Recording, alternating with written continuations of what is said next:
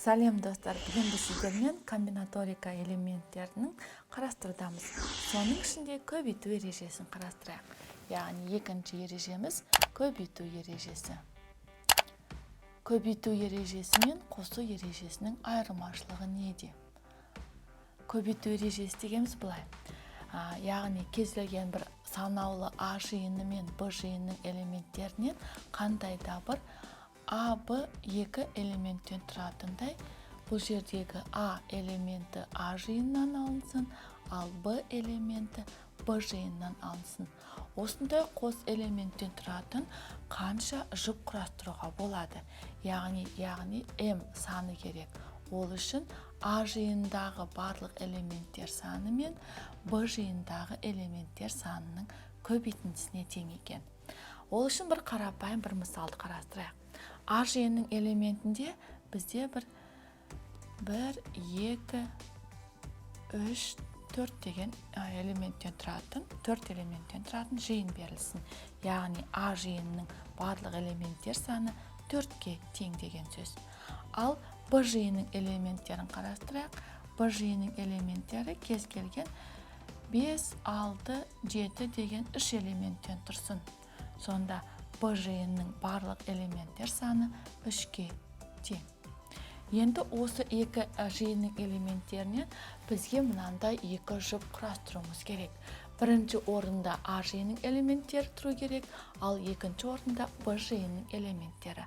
Онда біз барлығын жазып шығайық. Қандай элементтер ала аламыз?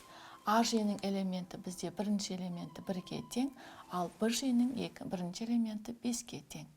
Және А жиынның екінші элементі 2-ге тең, Б жиыныкі 1-ге тең.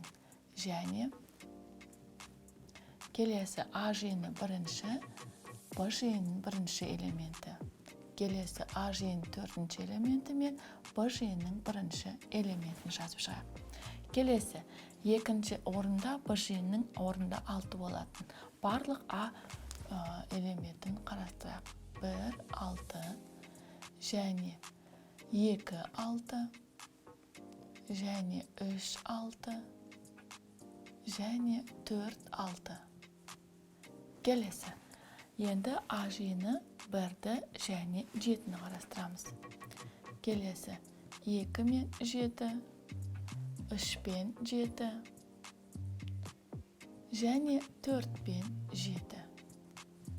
Яғни болу мүмкін бірінші элементі, және Б жиынның бірінші элементі, немесе бірінші жиынның бірінші элементі мен екінші жиынның екінші элементі.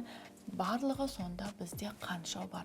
Барлығын санасақ, 4-ті 3-ке көбейтетін болсақ, 12 жиын. Сонда ережесі бойынша М бізде А жиынның элементтер санын көбейтеміз Б жиынның элементтер санына. А жиындағы барлық элементтер саны 4-ті 3-ке көбейтеміз, сонда 12.